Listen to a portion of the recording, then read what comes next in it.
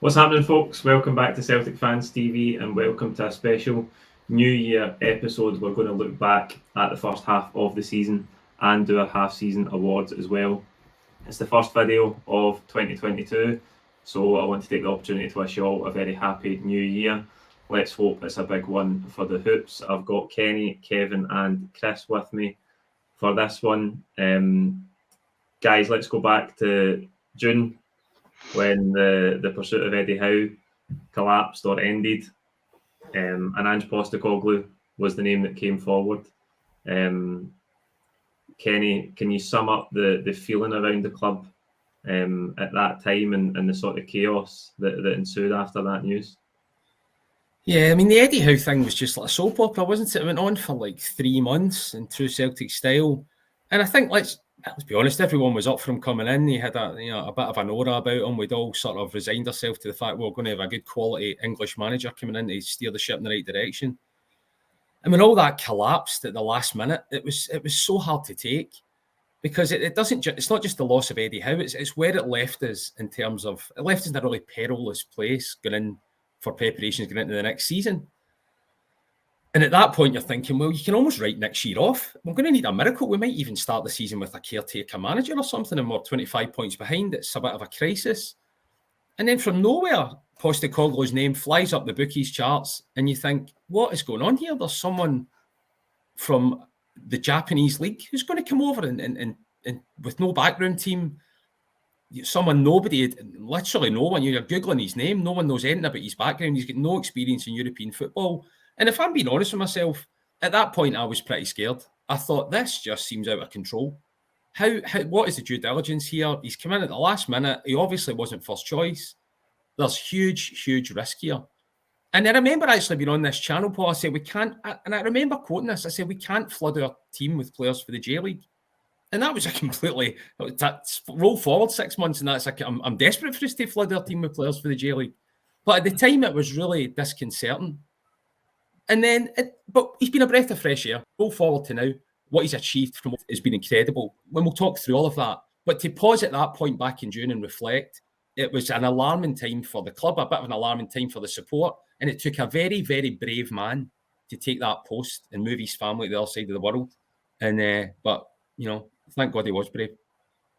Yeah, absolutely. We'll come to talk through the first half of the season in detail, Kevin. But I think when Postecoglou's name first was mentioned, we all had to do a bit of reading. We had to do a bit of research. But for me, and I think for a lot of people, after doing a bit of reading into him, you could see that he's got a great CV as a coach, and that he had the ability to come in and coach this Celtic team. Yeah, I mean, if you look at any one of his clubs, I mean, he rebuilds them from top to bottom, whether it be Yokohama Marinos or the Australian national team. They won won a major trophy, as well as the Australian, I think it was Brisbane Roar he was with, and they went on that incredible unbeaten run. And it was just, it seemed to be the same things were always being said, that, the first season might not be great, but then the second season they just come absolutely brilliant and almost turn into world beaters. And obviously, looking at this 6-month review, we're certainly going on the right path. We've still got a wee bit to go, but we're certainly doing well. But I think, as we were all at the start, we were all just thinking, who is it at the same time? Because you can have a great CV, but you need to back it up by actually producing the results on the pitch. And so far, to a certain extent, he has done that. Obviously, we are still behind in the league, but we've got our first trophy, which is obviously a progress on anything from last season. And as I say, yeah, I mean, I'm very much looking forward to the second half of the season under Postecoglou, as we all are. And yeah, bring on the Japanese J League. Chris, I was thinking back through all the videos that I did 2021, and one that really stood out was around about that time when Postecoglou's name was mentioned. I did a video interview with Scott McIntyre, an Australian journalist in Japan, and at the time, his response was basically, why do you want Eddie Howe? You've got a guy here who is proven winner, won titles in multiple countries, plays the kind of football that the Celtic support wants. And at the time, people were like, this guy, is this Postecoglou's agent or something? He's done not just the success on paper, but the way that he's created his teams consistently across multiple stops at youth national level, senior national level, various club teams in Australia, club team in Japan in the Champions League. I mean, the guy's record is second to none, and yeah, just seeing the reaction of Celtic fans, it's like I don't know, like a kid's been given the best new present at Christmas, and just because they've never heard of it, they somehow don't want it. But when you look back at that video, and I don't know if you remember it, a lot of what he said has been deadly accurate. Yeah, it's amazing how accurate, and you would actually think he was his agent, the way he was selling what he was going to bring to the club, the style of football we were going to play, what we could expect in terms of both our style, the results, and just everything he did say has definitely come to pass. And look, I didn't know who Ange Postecoglou was. I was one of those Celtic fans that had to look him up and kind of read a little bit. I found an excerpt of the book that he wrote a number of years ago. You can clearly see his passion for the game stems from his relationship with his father. And I think every Celtic fan has been more than pleasantly surprised with the brand and style of football. It's basically who we are as a club. Like the way he has us play. The other thing I think I've really come to love is the connection he has developed with the fans. Like, there are other managers over the years where, the fans have got behind him, but I don't know if there's been a more beloved manager since probably Tommy Burns. And Tommy didn't win very much as a Celtic manager, right? But we absolutely loved him because of how he chose to play football. It was very exciting. But what Postecoglou is building, and I think that's the key word, is building, because we know we're not the finished article yet, but it's been a fantastic 6 months, and he's brilliant. Just the way he communicates with the media, the way he manages the players, you can clearly see that they're buying in very quickly to the style of football, and it's demanding. Like, it is a demanding style of football, and we've seen the results of that with many players now starting to feel the effects of having to press the ball so hard, both in training and in games. So, and I know we'll come to talk a little bit about that, that the squad depth is a huge thing. If you're going to continue to play that style of football, we're going to need to have the backing of the board in order for us to maintain the standards that he's set. Yeah, absolutely. And we will come to talk about that. But just thinking about the squad, Kenny, we will talk about the January transfer window, which we've just entered, and the triple deal that we completed the other day. But thinking back to the summer, we brought in 12 players. We lost the nucleus of a team that had been there for years, the likes of Scott Brown, Christopher Aya, Ryan Christie, Odsonne Edouard. Those were all key players for Celtic over multiple seasons. And we lost a lot of players as well. So that squad turnover was part of the chaos, wasn't it? And that really contributed to going out to Midtjylland in the Champions League qualifiers, and then the poor start to the league campaign as well. I can't imagine how anyone could have managed that period and came through it plain sailing. Yeah, I mean, all the talk was that we would probably be third. There's a possibility we'll end up third in the league because it was just so challenging. That opening game. Well, one of the things about losing Eddie Howe was you assumed that Eddie Howe, because it had gone on so long, had been identifying targets in the background, and that once his appointment would have been made, you would have had a flurry of signings who would have come in and would have built in a nice, smooth transition. When Eddie Howe collapses and Postecoglou straight in, he's starting from scratch with no time. The clock's ticking straight away. Look at Barkas in that first game against Michelin. He's throwing the ball in the net.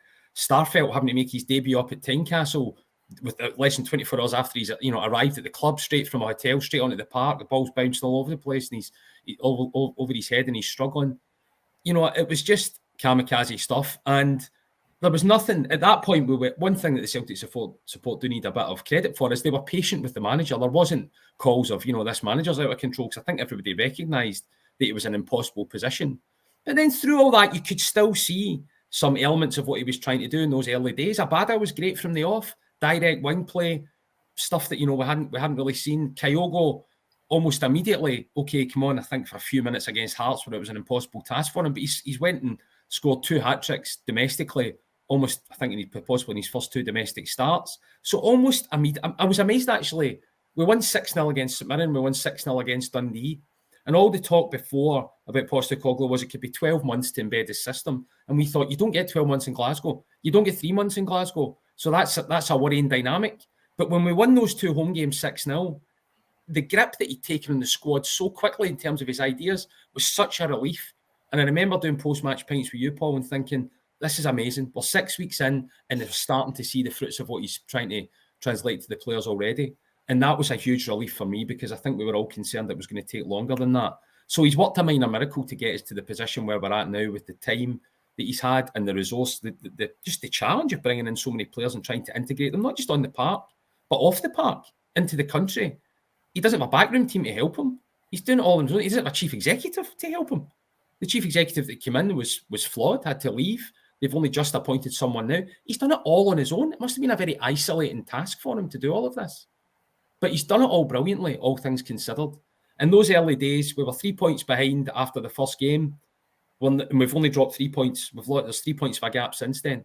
So if you think of the absolute shambles that was left in the park against Tynecastle when we went 3 behind, since that shambles, we've only dropped another 3 points, and that's credit to him.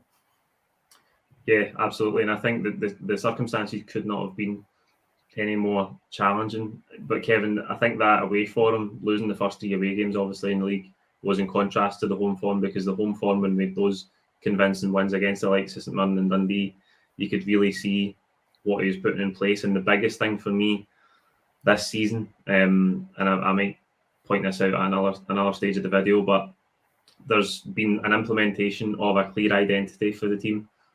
Principles of play that don't change regardless of who's in the starting lineup, who comes off the bench.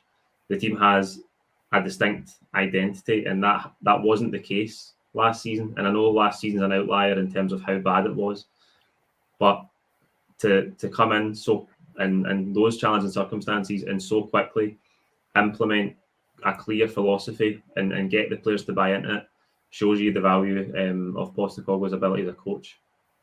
Yeah, I mean, we all know it's attack, and it's been absolutely fantastic to watch at Parkhead and away from home when trying to implement his system. But it also helps when the players buy into it, because it's okay having your clear philosophies and your identities, but you need your players to buy into it. And you can see already in the 6-0 win against Dundee, Kyogo was immense that day, and even Ralston and Abada, they were starting to kind of get there, and Ralston has just came from absolutely nowhere to being an integral part of the team at this moment in time. And I know that may change over the course of time, but I think when you look at the thing for me is, like, when we had Rodgers, we had an attacking brand of football that we could blow away teams in Scotland, but with Postecoglou, he actually took the game to Bayer Leverkusen, where we had them on the ropes for a period of time, and that goal where we scored the second goal, where it was just a long punt up from Hart, it was then controlled by Forrest, then on to Beaton, and then to Jota. I mean, that was absolutely fantastic attacking football, albeit it was a counter attack. But it shows you that he will not leave from his philosophy and taking on one of the best German teams and Bayer Leverkusen. And if it only was just for a little bit more of steady eddies at defence, then we might have actually got a better result. But I think it's the fact that he will not differ from his philosophy, no matter who the team is. He is willing to go toe to toe, and it's brave, but there's also a bit of cool, calm composure with that, and very much I think the system is suited to us. We want it. We want attacking football. It is attack. But if we could just shore up the defence, then that those away games at the start of the season we could have been better. But when you think of where we've came from and what we had last year, it's a near miracle what Postecoglou's performed. He doesn't even have any of his own backroom team, as Kenny says. He needs somebody there.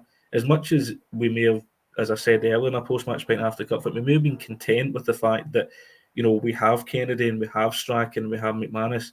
I think in our heart of hearts, we would like him to get his own backroom team to implement what he really wants. We want him to put his own stamp on it. Let's give him that if we can, if that's what the route is. But as I say, it's a near miracle what he's performed. Yeah, you mentioned that Leverkusen game there, Kevin, and that's a good point, because another thing that's really struck me, Chris, is that aside from the philosophy of Park, part and parcel of the philosophy is we've been devastating on the counter-attack this season. And okay, traditionally you might associate a counter-attacking team with being one that soaks up pressure, and we're not that. We do have a lot of the ball, and again, we'll come to cover that later on. But whenever we do turn over the ball, regain possession, we are devastating on the counter-attack, and we've been so far in this 6 months of the season brilliant. Yeah, that's definitely been one of the biggest changes I think he's been able to bring. So other than, pressing, obviously, as soon as you lose the ball, you're trying to win it back within 1 to 2 seconds. Like, that's his philosophy, right? It's just the constant pressure and everyone being comfortable and brave to play in that system. But yeah, there are some goals we've scored this season where we're just absolutely deadly getting up the park, whether it's been Jota or it's been Kyogo, and even Abada too is very pacey. But I think that's in the players that we've just brought into Maeda is equally as quick as Kyogo, if not even faster, right? It's actually listed as one of his top attributes is counter-attack, right? So I think that bodes really well for that part of our game, and especially if it's from a corner or a broken play in our end. If you can get up the park within 2 or 3 passes and you've got pace in behind, you're going to cause teams a lot of damage because they don't have time to get back into their structure and their system. And that's where you can really catch them off guard. So there's lots of different ways that we can hurt teams. Unfortunately, as Kevin alluded to, our ability to keep the ball out of the net at key times, especially in big games, has still been a struggle. But I would much rather we're trying to go toe-to-toe with these teams and take it to them, because it's a pretty refreshing brand of football. You don't see it a lot these days. So, and it, like I say, it's very much the Celtic way. So I'm all for it. I'm all in.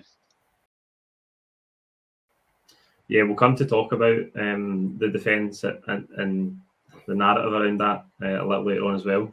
Kenny, after that start, we lost the 3 away games. We had a couple of convincing home wins into September and October. Is there a single game that stands out to you where you thought, you know what, I can see that we're definitely on the right road here? The games for it, the standout game for me was when we beat St Mirren 6-0. So we'd already beat Dundee 6-0, and okay, it's Dundee at home. It's not the toughest of fixtures.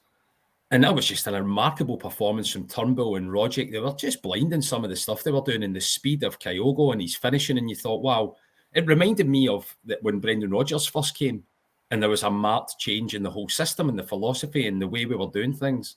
It reminded me of that, except in a way it almost exceeded that, because statistically the amounts of attempts on goals that we were having were better than that. So against that Dundee game, it was great. But to back it up against St Mirren, you thought, right, that wasn't a flash in the pan.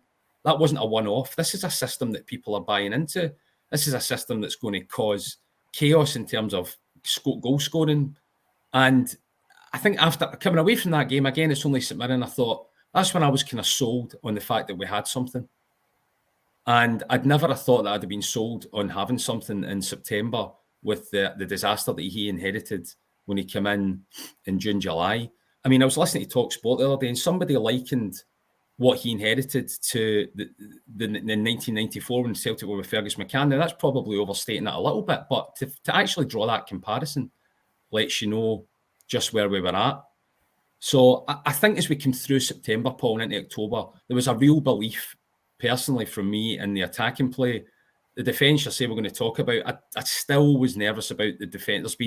I don't think at any point over the entire 6 months can we sit back and say, well, that's a solid defensive unit, which is a bit ironic compared to the statistics, because we have the best defensive record in the league. But if you look at how vulnerable we are at set pieces, I think that's still an area to work on. But yeah, I would say by the end of September, early October, it was clear to me that Postecoglou had us going in the right direction. Yeah, for me, it was early October, because we had, after the tough start away from home, you were panicking about the big away games we had coming up, because we had that really tough run where we had to go to Pittodrie, we had to go to Fir Park, we had to go to Easter Road. And in October, I think we were 5 wins out of 6. The only blip was that 0-0 draw against Livingston at the end of the month that, again, we should have won with a penalty at the end at least. But that month where we had to go to those tough away venues, Kevin, and we got results and we played really, really well, particularly Easter Road. And as part of the half-season awards later on, I'll get everyone to pick out their standout performance of the season.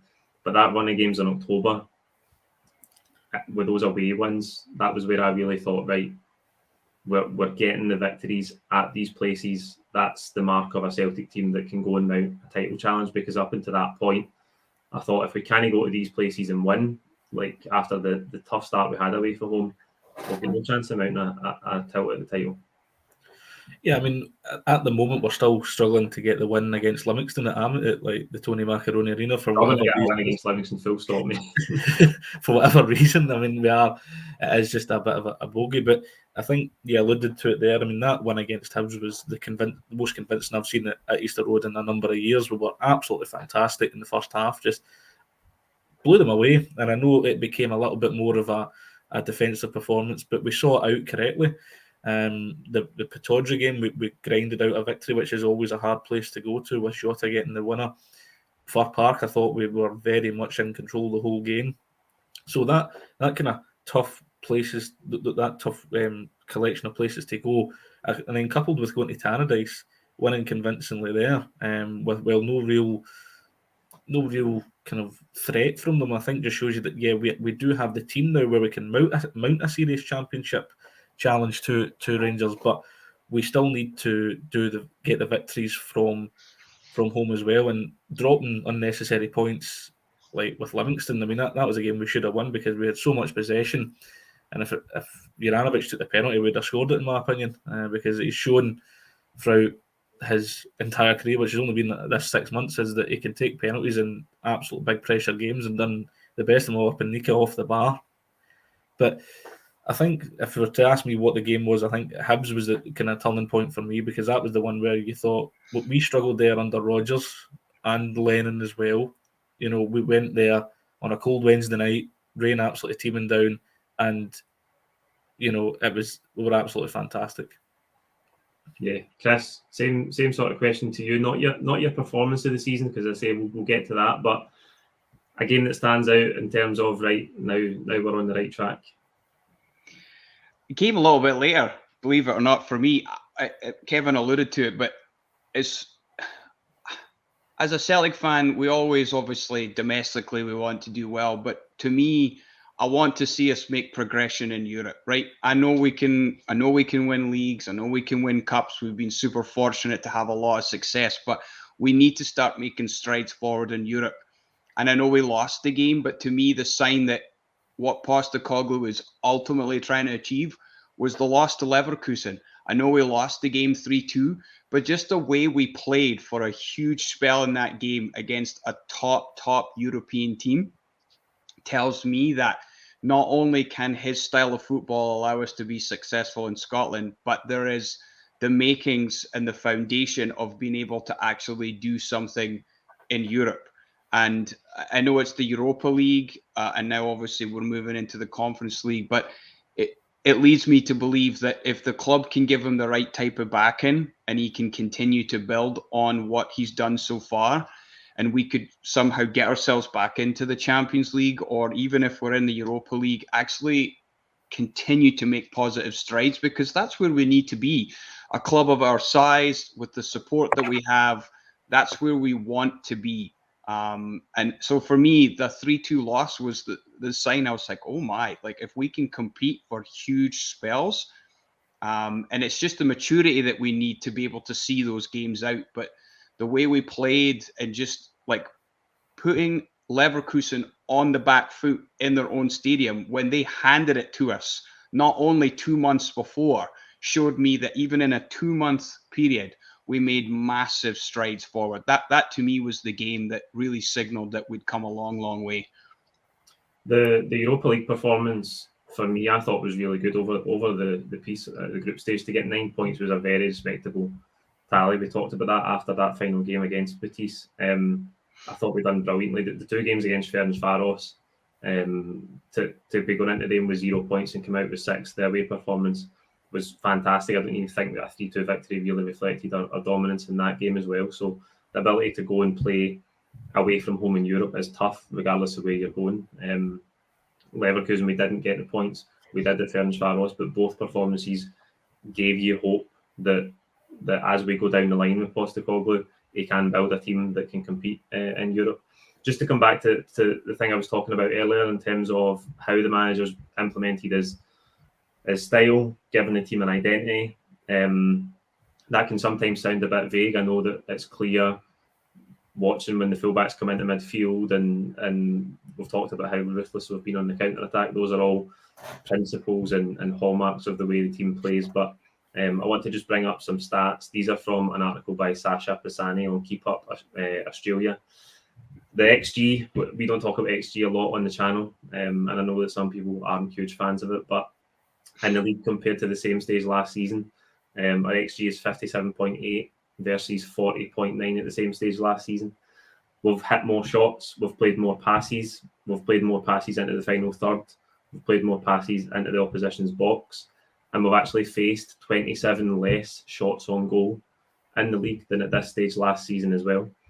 So that does speak to the defensive quality of the team. Now, we've all, I think Kenny and Kevin have both touched on it so far in this video. There is a narrative around the defence that it is shaky. But what do you put that down to? And contrasting it against the fact that we do have the best defence in the league, that we're facing less shots. I think we've actually had a few games recently where the opposition have barely managed to create a chance against us. So how would you pinpoint, Kenny, what the issue is in defence, and do you think that the stats do contradict something? It's tough, isn't it? Because you naturally come away from some games and you're a bit unnerved by what you saw at the back, but then the stats, Postecoglou would argue that down with the stats immediately. I think part of it is that we're trying to play a very demanding style of football at the back, which is high risk, and you can see even from the goalkeeper, he's playing short passes under pressure, whereby your heart's in your mouth and you're thinking, just shell that 60 yards up the park and get us out of there. Now, higher level managers, that tends to be the trend of the way they want to do things. Guardiola will want to do that, but Guardiola's got a £60 million goalkeeper and fullbacks that are worth tens of millions of pounds that can do that. It's difficult to do that with £3 or £4 million player and put him under that much pressure without the whole thing looking a bit nervy. Now, he's not going to change that. Brendan Rodgers did that. You remember Craig Gordon trying to do all that stuff. He brought in Doris de Vries purely because of his footballing ability with his feet. I would say over the piece, it never really worked for Rodgers at the back. Rodgers brought untold success to the club, but I never really quite got comfortable with the way they were playing at the back with that style. Now, Postecoglou won't change that, and I don't think he should change that, because I'm sure he could statistically, to a more educated eye, tell us, well, how many goals have started because of that?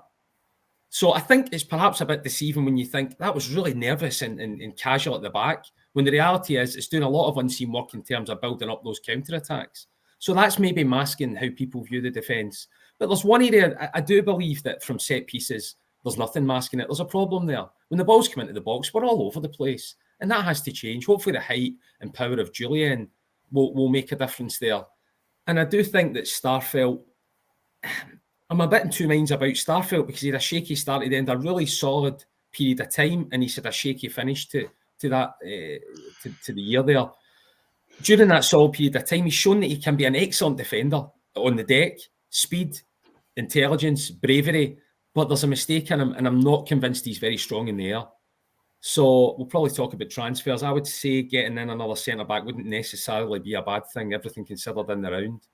So hard to judge at the back. I think it's maybe masked by the fact that we're trying to play some high-risk stuff, but I do still think, despite the statistics, we do have a problem in the air from corners. Yeah, there's no doubt that the corners are still a weakness for us. As a big weakness last season as well, and we haven't really ironed out yet. Kevin, I think Kenny's maybe touched on something there. I talked about what is this contrast between the stats and the way people feel, and maybe the media narrative about the Celtic defence. Is it that the intensity that we're playing at and defending with as a team from the front in terms of pressing is contrasted to, maybe, is it personnel in defence, or is it the record for set pieces? Do you think that's the thing that creates this narrative, despite the fact that as a team, the number of goals and chances we're conceding, the stats would tell you we're doing all right? Well, I think with any kind of attacking football like this, you're going to concede goals somewhere, and it seems to be that ours are coming from set pieces. But you've got to remember, this is a problem that we've had since last year as well. and it's the same coaches that are there still trying to teach us how to kind of defend the set pieces. I don't know whether it's a mindset that just as soon as we go ahead, or as soon as we're under a set of piece, or we're under a bit of pressure, then the mindset just crumbles. We need to get rid of that. So that could be a factor of it. But I think Starfelt is what Kenny alluded to. I think he is just still a bit too dodgy at the back for me. I think the cup final perfectly illustrated it on the lead up to Hibs' goal, when it was a long high ball from Macy. He was under no pressure whatsoever. I think Nesbitt was maybe just behind him. He then heads the ball out for a corner. They've then had the corner. The corner comes in. Hanlon is nowhere, unmarked, and it should have been Starfelt that was marking him. And I think that just illustrates where the problem is. So it's maybe not just one person, but obviously we need just a bit more of a steady head in that defence, and we just need a bit more strength, because that defence is not exactly the strongest. It's not like the Martin O'Neill days where you had Mayalbe, Valharan and Baldi, where corners or set pieces were never an issue, because we just had so much strength and you could defend it out. But at this time, I think, we would need another centre-half, but almost like Julian feels like a new signing again, because he's been out for so long. I would like to see him and Carter Vickers, because I've been very impressed with Carter Vickers. He has been steady, he's been consistent, he's not really put a foot wrong apart from the odd couple of mistakes here and there, but over the course of the season he has done well. But I think Starfelt, I don't know, it was weird because he did have a great little mid period, and then all of a sudden he wasn't the best. But I think, over the course of the season so far, I mean, yes, we can see the goals, but we've scored plenty as well, and we're still well within a chance of fighting on all fronts. I mean, it's one of them. You could be here all day. The media narrative won't help us. It will kind of skewer some people's minds on it. But I think with the way we are playing and the way that Postecoglou wants to play, you're always going to concede goals. So I think you're going to have to take the rough with the smooth, and you've got to make sacrifices somewhere, because no victory comes without some sacrifice. Chris, where do you stand on the defensive situation? Do you think the stats are there and we're defending well, or not? I think we're defended well from open play for the most part. I mean, that's what really struck me. I think our lack of cohesion, to Kevin's well-made point, is that it's still a carryover from last year, right? And it's interesting because most of the personnel has changed, right? You've got Ralston predominantly has played right back, and it's been a combination of Starfelt, Welsh, and Carter Vickers at the centre. So only Welsh is the true carryover from last season, and then left back has pretty much been Juranovic when Taylor hasn't been healthy. So it's not necessarily related to the style of play, because given that we want to play out from the back, I don't remember us conceding too many goals when we've tried to play out from the back, right? I'm sure there is a handful. But I think it feels like to me that is the ongoing issue that Kenny, mentioned, is that when we get a set piece, if it's a free kick from, outside the edge of the box and it's a ball into the back post, or if it's from a corner, I still feel nervous that we're not going to defend that properly. And look, I'm a huge Joe Hart fan. He's converted me. But there are still times to me where I would like him to be more commanding in the 6-yard box. And that can obviously help alleviate some pressure from your defenders. But I do believe if Julian gets back and he's healthy, we've seen before that he is a very dominant defender in the air. And I do believe that him and Carter Vickers could be the central partnership when both healthy. And I do think that that's going to help us take positive strides in defending set pieces and being a little bit better in our own box. Yeah, I agree with I think most of you have covered it really well. I think from open play, we're doing well, defending as a team from the front, restricting chances, but there's still a weakness there for cross balls and for set pieces. Whether it is a personnel thing, I think Carter Vickers and Starfelt, they had that really strong period. Starfelt has been out of the team injury, and injuries not helped us across the back four all season, because there's been constant change, particularly in the full-back areas as well. which doesn't help.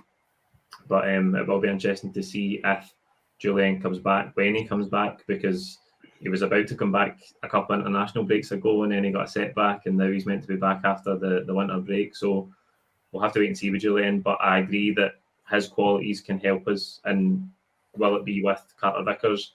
You would think so. But the club did spend a lot of money in Starfelt, so I don't think it'll be necessarily as easy as that for Julian just to get back fit and then go straight back into the team. So we'll have to wait and see on that one.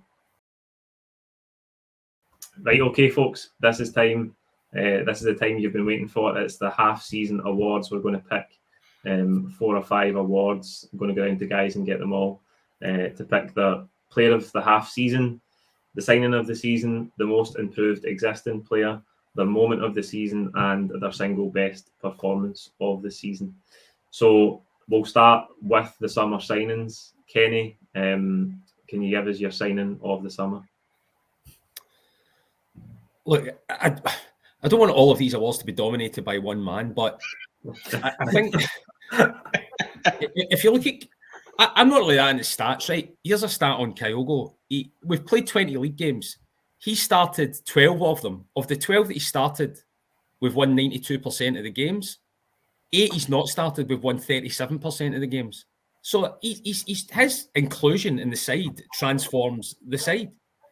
And some of the stuff he's brought in has just been absolute magic. I mean, his performance in the cup final is something that will just stay in the memory forever. So he, for me, is the signing of the lot. Kevin, your signing of the season? It's hard to disagree, but I would say that a close second has been Joe Hart, because I think he's been integral to helping the team in little periods of the game. So while I'll give it to Joe Hart, I'll just like to say Kyogo, sorry, give it to Kyogo. I would just like to say Joe Hart is a very close second, because he's shown that he has leadership qualities, which is something that was missing last season. He's always wanting to improve the team in the pitch. You see it that sometimes he'll run right across to Postecoglou and say, I think this should be how we do it, or it should be this is what happens. And I think that's great to see from a goalkeeper. As much as he may not be a captain, he's always willing to help the team and help the cause. So yeah, Kyogo, but Joe Hart a close second. Chris?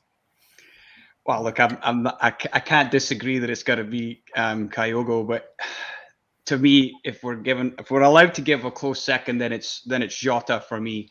I love the way he plays football. Like he is a Celtic player through and through. The way he attacks, his flair, his ability to come inside and out, both feet.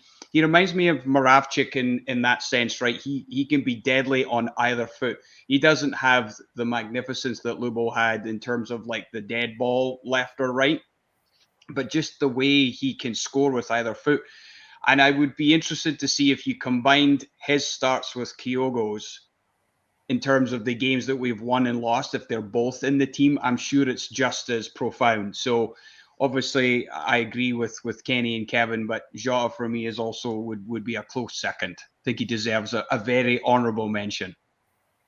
Yeah, there's a lot of signings that deserve honourable mentions, actually. And I think, again, this talks to how well Postecoglou has done to integrate these guys, because Carter Vickers has been excellent. Again, only on loan just now. Talk in the last few days that we're going to try and make that one permanent from Tottenham, but he's been excellent. There's been so many players who have come in and done brilliantly. Jota, as you rightly say, Chris, has been a breath of fresh air.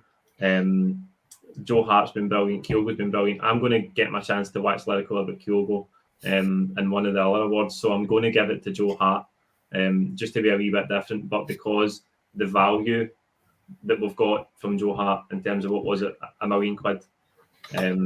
The goalkeeper was such a massive problem for us last season, whether it was Barkas or whether it was Bain. The whole defensive situation last year was a shambles. The whole team was a shambles. But I think the uncertainty around the goalkeeping situation just bred a nervousness throughout the whole team. And I think for Hart to come in, settle in the way that he has done, but I think his attitude is brilliant, because we've had players come to Celtic from England towards the end of their career, and let's be honest, they've half-arsed it because their attitude's not right. They've made their money, they've won their trophies, they're just here up for a payday, and but Joe Hart hasn't done that. He's applied himself brilliantly, and he's made big saves at big times. I think the cup final was the best example of that. Didn't have 7 or 8 saves to make, but he had 2 big saves at big moments, and he made them. So I'm just going to give it to Hart on that value basis. Next up is the most improved existing player. Chris, we'll come back to you for this one, and we'll work in reverse. Well, I'm probably going to start a trend if we're all going to come up with the same name. How can it not be anybody but Anthony Ralston? Like, could you have possibly imagined that he would have such an unbelievable transformation? And I've said this before on the channel, not the same player, but the scenario. When Martin O'Neill took over, Bobby Petta became a completely different player under Martin O'Neill than he was the year before. Like, remarkable, the difference he had when you've got a manager who believes in you, you believe in the manager, and you can play within that system and that style of play. And Ralston's just gone from strength to strength. And we all thought, this is just a couple of games and he's not going to be able to sustain those levels. I would say he's continued to push his own glass ceiling week after week and month after month. And what might be the harshest thing is, if we sign a really competent left back, I wonder if he gets in ahead of Juranovic, which is just really would be harsh. But that's the conundrum I have as a Celtic fan. I'm like, they are both excellent players. But for me, it's Ralston, and then a close second would be the revitalization of Tom Rogic, who I know Kenny loves in that 10 role. But it's got to be Ralston for me. Kevin? Yeah, it's got to be Anthony Ralston. I think what you would say is, for a position that we were so desperate to get a U right back in, because he was literally our only option, and we were actually starting the game against Midtjylland with, I think, Stephen Welsh at right back, Beaton at right back, I can't really remember. For him to come forward and take on what Postecoglou's told him what to do, to be the inverted fullback, to come forward, go into midfield and provide the assist when he can, and actually get a couple of goals. You know, he's actually got a better scoring record than some strikers in Scotland, and doesn't take guess to work out who they are. Also, I think the fact that he's been able to keep the Croatian international Juranovic out of his favoured position and playing him on the left back position, I think is just testament to where he's came from. He was a player that when you saw his name in the team sheet, I'm sure you would all agree that you'd think, oh, here we go, like, what is Ralston? But then now you're always thinking, like, well, he's an integral part of the team, and that is just testament to where he's came from. And there's still just something great about an academy player coming through the ranks and playing week in, week out. There's just something brilliant about it, because that's what we have to rely on. And to see him doing that, it's just a great feeling. So for me, yeah, it's got to be Anthony Ralston. But definitely would agree with Chris. Just a quick point on Tom Rogic. I don't know if you've all probably noticed it, but the fitness of Tom Rogic has increased so much over he used to only be able to last 60 minutes and be nicknamed Jogic, but now he's lasting 80 minutes in more games, and he's just almost increasing what he's already providing for Celtic. So yeah, definitely Ralston first, but then Rogic a close second. Aye, I have to go Anthony Ralston as well. Like, I was part of the majority of supporters that had written him off, but I think what we've seen in Ralston is, one, an unbelievable attitude to turn it round, to work hard. Postecoglou has talked about this numerous times. His attitude's been impeccable. He wants to improve, and he still wants to improve. But also Postecoglou himself, because somehow I managed to forget that the ability of a coach to come in and give a player clear instructions, give the team an identity, and give the team a way of working together cohesively can revitalise players, because we've seen it when Rodgers came in, because under Dial we had written off so many players, and Rodgers came in and 3, 4, 5 players looked like you'd never seen them before. And that's what's happened with Anthony Ralston. He's playing in a team where there's a very clear, distinct philosophy, but he's got clear instructions. Difficult for a fullback, a way that fullbacks haven't traditionally played, to go into midfield and try and link the game in there. But also, as you say, Kevin, chip in with goals. I think it's remarkable that the turnaround that we've seen in Anthony Ralston. And Chris, as you say, we may well sign a first choice left back, and he'll find it hard to get in if Juranovic is at right back, and that would be harsh. But this is Celtic, and it might be harsh if we find a left back that improves the team and Juranovic is the best option at right back, then that's what it is. But even if it comes to that, I'm now confident that Anthony Ralston can be a squad player, can replace Juranovic when he needs it, can give Juranovic a day off if he needs it. If he's suspended or injured, Ralston is there. And I couldn't have said that last year or any time before now. So it's absolutely Anthony Ralston for me, Kenny. Yeah, I can't disagree with what you have said about him. It's such an obvious choice. I don't really have a great deal more to add because you have all covered it. I mean, I was actually angry when they gave him a new contract because I thought, well, this is a huge red flag. What on earth are we doing? You know, a guy that can't get in the St Johnstone team and it's just a sign that we are out of control as a club. And that was a completely unfair judgment in hindsight because he's done brilliantly. And he's not just done brilliantly in a sort of patronising, he's done well for Ralston type sort of critique. He's done beyond that. He's an international player now. He's in cap for his country. And hopefully he will. I have complete confidence in him at right back, whether that be first or second choice right back. It's probably worth giving a little bit of a note to bit on in terms of improved. He's been a bit reborn, I would say, going back into that central midfield role. He's done a lot of hard yards for Celtic at centre-back, bit on with mixed results. But that's because he's been asked to play out of position. He's not played in central midfield for years, it would seem. So it's nice to see him back in there and more comfortable in a position whereby he was a position that he was signed it within. So I think he deserves a little bit of a mention in terms of improvement. Yeah, absolutely. Okay, next up is the player of the half season. I'll go first with this one. And at the risk of repeating some of what you guys have already said with your signing of the season, it needs to be Kyogo Furuhashi. I'm blown away by the impact that he's had. Kenny touched on it in terms of the games that he started in since he arrived at the club. The win percentage compared to the win percentage without him. I have never seen a player arrive at Celtic, hit the ground running so quickly, and so quickly become just about the most integral part of the team and the way the team functions.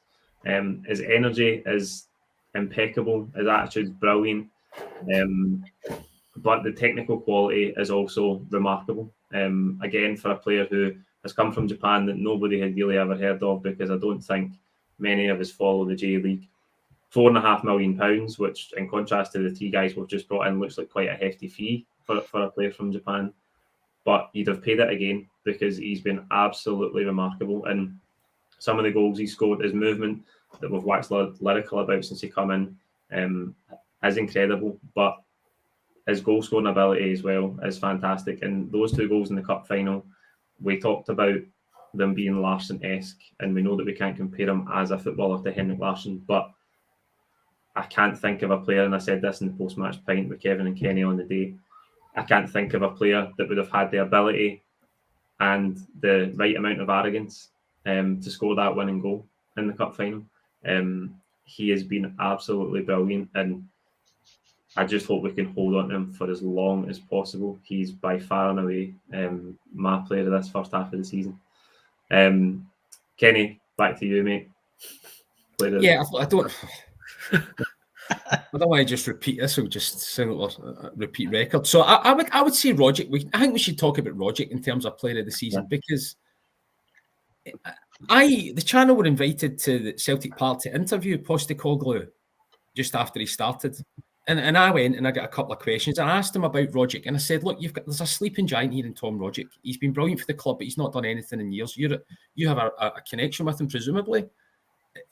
Can you revitalise him? And Postecoglou was very measured. They never gave me much of a straight answer. But he said he fits exactly into my style of play. He knows me better than anyone else in the dressing room. And he alluded to the fact that he was going to revitalise him. And he has, my God. I mean, some of his performances... Chris Sutton often tweets about Rogic saying he shouldn't even be on the same park. And that is obviously overstating it, but he's at a level whereby if we went out and spent £15 million on a player and sort of bluttered were record transfer, you wouldn't find one at that value with his feet. He's completely unique. The way that goal he scored up at Tannadice, where he beats 4 or 5 men and buries it, you can't buy that with a budget of a Scottish team. So he's been reborn. He's still of a decent age. As Kevin said, I think importantly, his fitness has changed. That's been his biggest failure of his whole career, is his fitness. So hopefully we've got a diamond there back to his very best. And can I hand on heart say he's my favourite player over Kyogo? That would probably not, but I think we need to mention, and I would go with Tom. Aye, and in the interest of balance, I suppose. I'll tell you the other thing it shows. That was a great question that you asked Postecoglou that day, because that was the time where people were wondering if Tom Rogic was even going to be a part of the plans. And as it's played out, he has revitalised him, and he's back to what looks like his best, and maybe the best we've seen him play for Celtic in recent months. Kevin, play the season so far. It's very hard because obviously you've alluded to two great players there, but it has to be Kyogo. I mean, as you said, that the thing for me is I've never seen a player hit the ground running, and with it'd be interesting to know the stats of how quickly a player is ever taken to a club, and he's just taken to it like a duck to water. But the thing with Kyogo as well is his work rate for the whole team is something to behold. But the thing for me is it can be the first minute or the 80th minute, the pressing down of any player round the back three when he's the lone striker, and even the goalkeeper. His speed is immense. I mean, it's just so infectious to see, and he is so infectious himself. I mean, he's almost became like an icon to the fans in such a short period of time, and I don't think there's been anybody like him. So for fear of repeating you and repeating what Kenny said, and maybe what Chris will say soon, it's got to be Kyogo. I mean, it's so hard to say anything else that we've not already covered, but I think he will stay. I think he is a player that, he is 26 or 27. He's not really. I don't think he will look to. He's not a project. He's almost like the finished article in terms of his where his development could be and his potential ability. So I think we could have a potential whereby he stays for the duration of his contract, and we'd be happy with that, because that's what the last Japanese player of significance done in Nakamura. So I think we will see, hopefully, and we'll say a few prayers, but that he will stay for the duration of his contract. Yes. Can't pick anyone other than Kyogo, but I'm going to follow in Kenny's footsteps and give one other player a mention, and that's our captain. Right? I think so much of what Callum McGregor does just goes so much under the radar, right? And let's just talk about big shoes to fill, right? Taking over from Scott Brown, the second most successful captain in Celtic's history. That's no small feat. And I think McGregor is just such an accomplished footballer. And I think we take what he does week in, week out for granted. So, of course, it's Kyogo.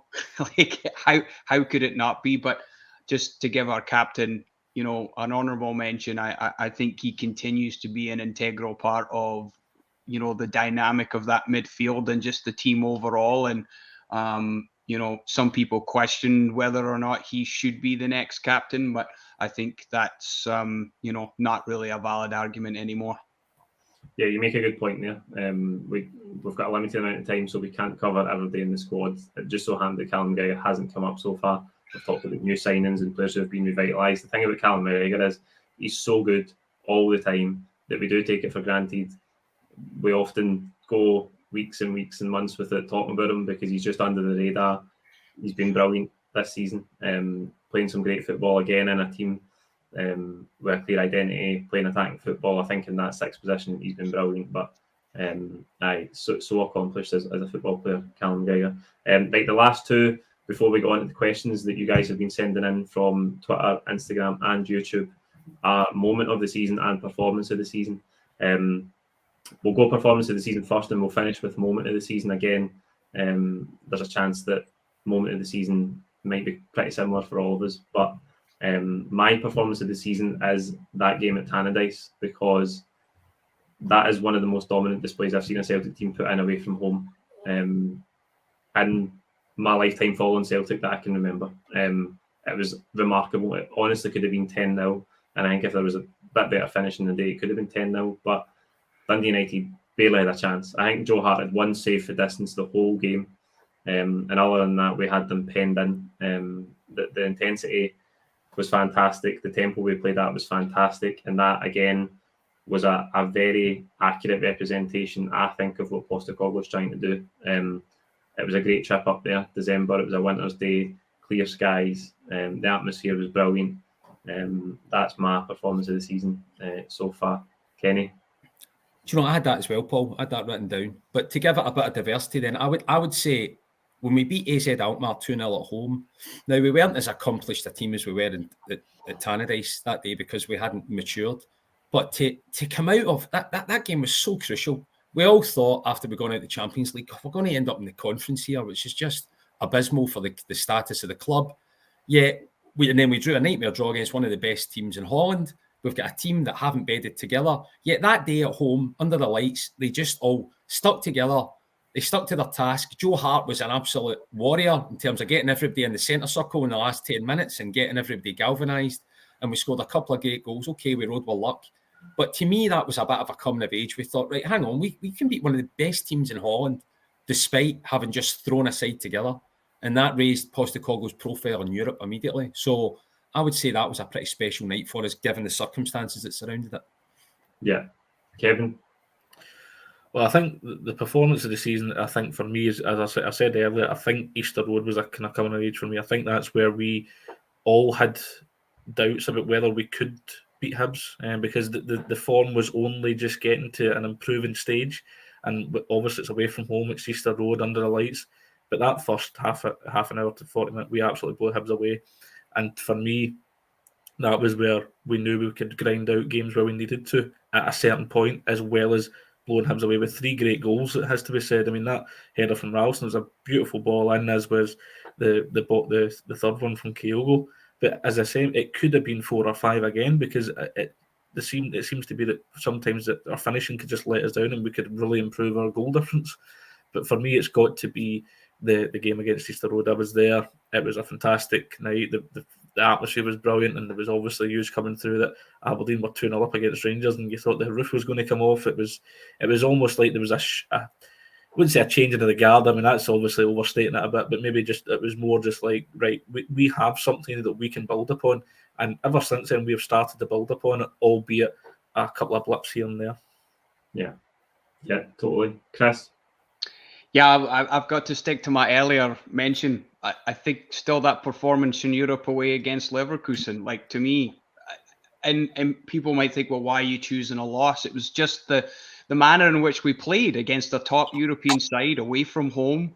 We went behind 1-0, then we were up 2-1 with, like, I think maybe about 20-25 minutes to go. And to me, just the level that we were able to reach that particular night, just because we're talking about performance, I just think that's one of my favorite games all year. And I know we lost the game, but that's what Postecoglou also promised. There will be some games we'll win 3-2 or 4-3, and we'll also lose those games 3-2 and 4-3. But to me, as a Celtic fan, the European nights and European performances, like when we had the run to Seville, there has never been a time as a Celtic fan that I have enjoyed so much. And it was being able to beat top European sides. And that's where I want us to get back to. So that game gives me belief that we can get back to those types of nights and those types of performances and maybe go on another great run in the future. So just to change it up a little bit, but stick to my earlier choice. No, it's a good choice. It's a good choice, mate. I like it. Right, the final one as moment of the season. I'm not going to go first with this one. I don't want to steal any thunder, but also it could be anything. By the way, this could be a moment like Joe Hart getting everybody together in the centre circle in the last 10 minutes against Alkmaar. It could be the cup final. It could be a moment that Postecoglou biting at the media. It could be anything at all. So we'll maybe go in reverse again. So we'll come back to you, Chris, and we'll go in reverse. Well, I feel very fortunate to get to go first, but it's the winning goal in the cup final. Like, just everything about that goal is just, so it includes the player that we've talked about, right? The most probably revitalized, or one of the most revitalized in the quick thinking of his football brain, right? Hibs are wanting to make a substitution. Rogic is right there. And he just sees Kyogo peeling over the shoulder of the Hibs defender. He chips it over. And Kyogo doesn't even hesitate. I don't even think, if I remember, I don't think he even looked at the net. and he just nonchalantly, Larson-esque, lifts the ball over the keeper, and that's a winning goal in a cup final. And I think you mentioned this, Paul, during the post-match pint. Like, you want your biggest players to show up in the biggest games and the biggest moments. That's what Larson was always most unbelievable at, right? So this is only one small example of that, but you want your best player in the biggest moments. And he just, like, he wasn't even 100% fit, and he managed to play 80 minutes. He scores within 50 seconds of the restart to tie the game. Joe Hart makes a big save. A few minutes later, we're in front. So yeah, that to me is the moment of the season so far. And it brought us a trophy that I don't think, to Kenny's point, any of us thought was even remotely possible when Postecoglou was, brought in very late with limited time, and such a massive rebuild, that we would even maybe win a trophy this season. So that's it for me. Yeah. Just on that goal as well, Hibs did want to make a substitution, but he was still sitting on the bench with his tracksuit on. Kevin, your moment of the season. Well, mine is a little bit different. It's just a little bit earlier than that. It's Anthony Ralston's 96th minute winner against Ross County for me. We've all had a terrible couple of years and we've not been able to get to the grounds. We were finally able to get back to them. And for a 96th minute winner up at Dingle, I don't think there's anything better sometimes in the context of the season, because when you look at the way that the fans reacted, I have absolutely no problems with it.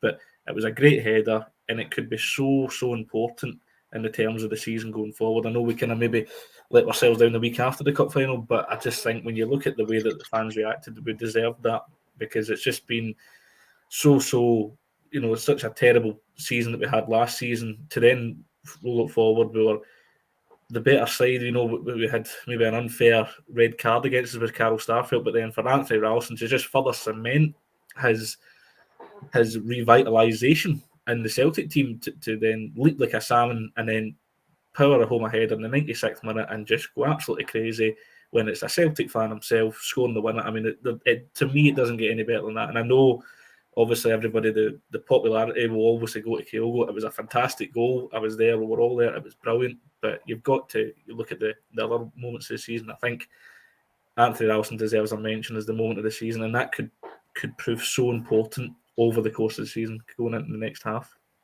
Aye, that was a massive moment. Such a dramatic winner. I think we all thought the game was gone, but massive goal. There's nothing better.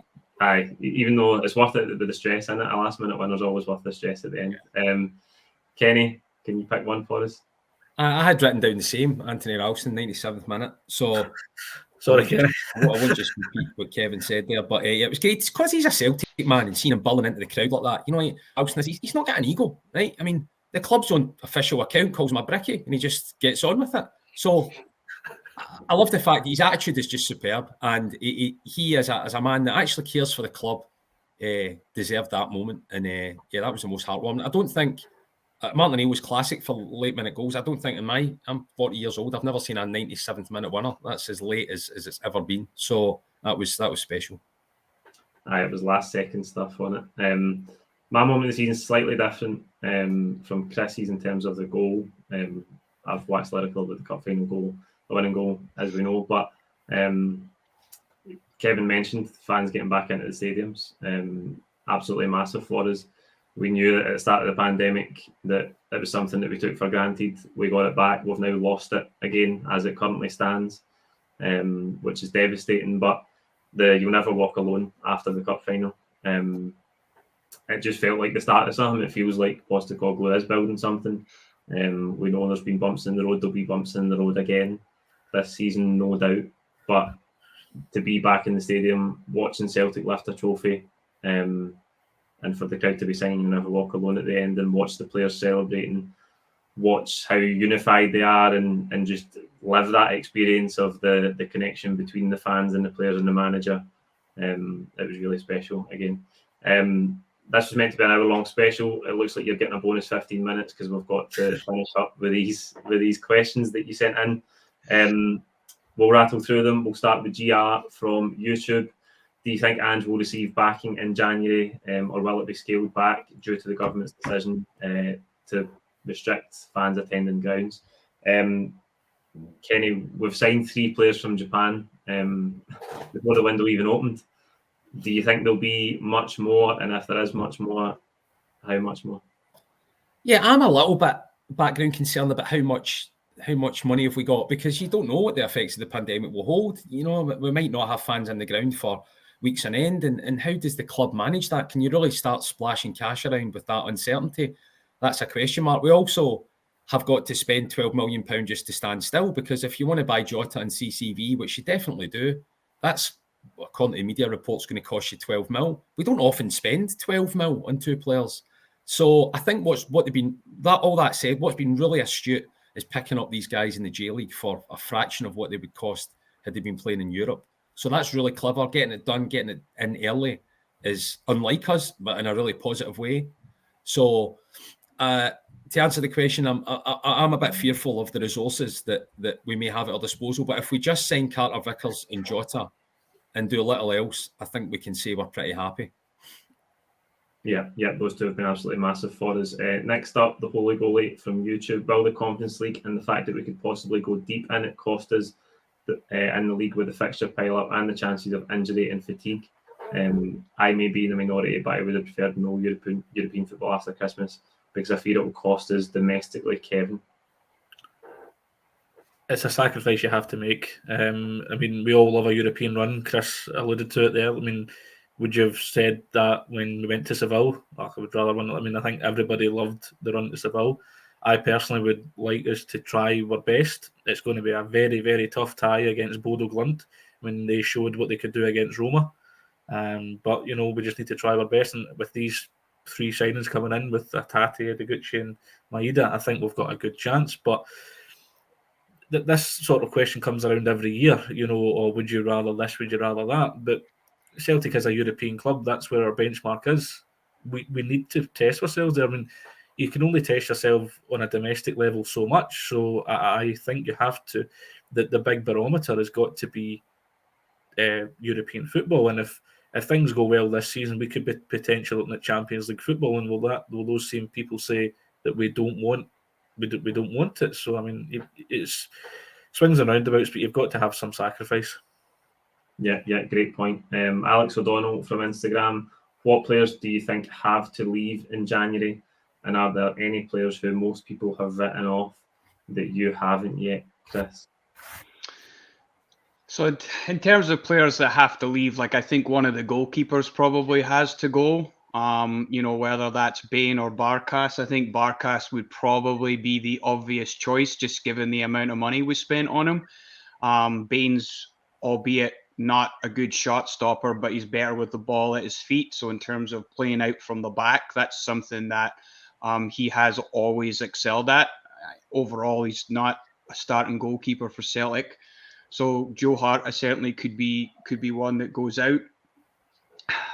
Sorrow might fit into that category of, does he need to go out and have written him off yet? He might be the answer to both of those, right? There was a spell there when he came in under Lennon where I thought, maybe there is really a player under here that, you know, we could go on to see do great things. But the amount of midfield depth that we actually have now, so maybe Sorrow would benefit from a loan spell and then could come back to the club. And I think the other obvious one is probably Ajeti, right? Another £5 million player that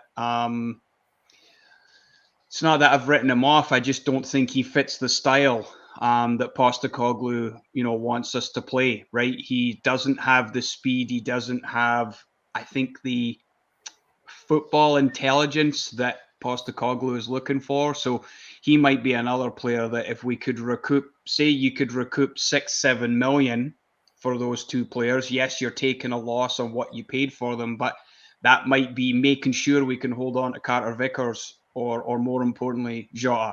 So I think those players moving out could help to, doesn't damage the squad in the sense that it's not going to hurt the overall depth, but might actually really impact the starting lineup which I think we would both agree, if we were picking our 11, Jean, Carter Vickers are on the team. No questions asked. Yeah, absolutely. Last one, and I'll put this to all of the guys. Charles Sweeney on Twitter. What would count as a successful season? For me, it's already a success with a trophy in the bag. If that's all we get this season, fine. Still early days of the rebuild, and next season will be a belter. We'll start with you, Kenny. Yeah, I think we're probably because we're doing well, we're probably revising our expectations all the time, which is a bit unfair because you can't now say that if we don't win the league, it's a failure, because we've already talked at length about the mess that was inherited. So I think if you think about what was inherited, what would be success? Putting in a title challenge, I think it would be a failure if we finished another 18 to 20 points behind, certainly given where we are now. I wouldn't say we have to win the league to deem this a success, and that's an unusual statement for any Celtic supporter to make, but you just need to put everything in context. I think if we can get a credible run at the league title, an exciting run at the league title, that's a tick. Winning a trophy, which we've already done, and bringing some credibility back in Europe. I mean, we get absolutely shafted in Europe last season. It was embarrassing shipping 8 goals to Sparta Prague. We wouldn't ship 8 goals to Sparta Prague now. Well, now and after Christmas, albeit in the Conference League, but there's decent sides in there. That's not going to be just a competition of mugs. So if we can go pretty deep in that and store some European pride, I think that would be another tick. So a bit of European pride, a cup, and a league title challenge, I think, would be considered a success. Yeah, Kevin, for you, a successful season. Yeah, I mean, I think it is very harsh, considering that we're a club that will always revise our expectations based on what happens in the next few weeks. But I think Kenny makes a good point there. Obviously, progress in Europe would be good, but we've got to remember we've not won a knockout tie in Europe beyond Christmas since 2004. So if we could get past Bodo Glimt, to me that would be progress, because that's something that no other manager since 2004 has been able to do. Credible run at the league title would be great. Obviously, there's the big prize at the end of it. It might just elude us. It just depends. But yeah, I mean, I think, you've got to look at where we were at that game against Hearts. We had certain pundits saying we're going to finish third. I don't think that's going to happen now. We're going to give the Rangers a run for their money. We're going to see what we can do. So yeah, I think you could already say it's a success, but obviously Celtic will always want to look to see what they can do better at any given time. Never rest in your laurels. So it's a tough question to answer. Absolutely, Chris, for you. So to me, Paul, and it's a great question by Charles. It's a success already, right? Given if you look at the overall context of the season, where I thought we might be. I think the biggest thing that could make it more of a success, and people might think this is, really narrow-minded, but December 2019 was the last time we beat Rangers in a competitive match, right? That has to change. Not only because it really sucks to not beat your rivals in such a long time, but I've said this before, I believe the psychological impact of finally getting a win in the context of the season might actually bring more success overall, right? We are long overdue. We need a performance. And more importantly, I don't even care if we play well. We just need to find a way to win, right? It's been far too long, and I think we need to lay down a marker of our own. And I think that would, show another sign that Postecoglou's system is going to allow us, to get back on top in those games. Because if we're going to mount a title challenge, we've got 2 of the next 3 games are at Celtic Park. We have to take 6 points from those games. So to me, that's the biggest thing that's left in the season. If we don't win the Scottish Cup, obviously it would be great, but it wouldn't be the end of the world. If we go win a knockout tie in Europe, that's great. Mounting the title challenge will start with getting into that Rangers game at the beginning of February, still in the same position, if not closer, and then laying down a marker for the rest of the year. Aye, absolutely, I agree. I think I could take something from all of your answers, but for me, it is the title challenge. It is a success to win a trophy. That's something we touched on at the start of the season. We can all see the progress the team's making, but we want to win the title. As Celtic, we still have to try and win the title, but it needs to be a credible challenge at least. And I think you make a great point, Chris, that we have to win a derby. We have to win a derby as soon as possible, because the psychological boost that gives us I think that's so important in terms of turning the tide, because if you look at Rangers recently, they haven't dropped a lot of points, and it might be the only real chance that we've got. It'll be up to us to take as many points off them as possible, and we've got to win one of those games, at least one. Obviously, the one at Celtic Park is the big one that we have to win in the context of the race as it is just now. But I agree that the quicker we can win one, the better, because psychologically that'll be massive for us, and hopefully it will breed some insecurity on their side of things. And as I say, it can start to turn the tide for us. There you go, folks. That is it for the New Year special. Thank you for joining us. I hope you enjoyed it. An hour and 15 minutes. That's the longest video we've done for a wee while. Like it, comment with your own thoughts below. Even in the comments, if you can add your own half-season awards, and we'll look through some of them, see how they compare to what the guys have chosen. Please don't forget to subscribe if you haven't already, and we'll see you before the break and the lead up to that Hibs game. Cheers.